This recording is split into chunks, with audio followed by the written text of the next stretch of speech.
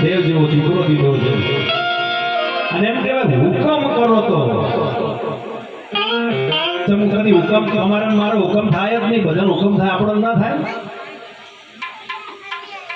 પણ ભજનની ભાષા એમ કે છે હું કામ કરો હું પોતાનામાં રહેલો હું પણ છે એને કામ કરો તો જાત્રા થાય એટલે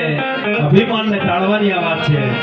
અને એવા વાણિયાના ભાઈ પોકાર કરીને કે છે અરે હે તો મારો સોનીતા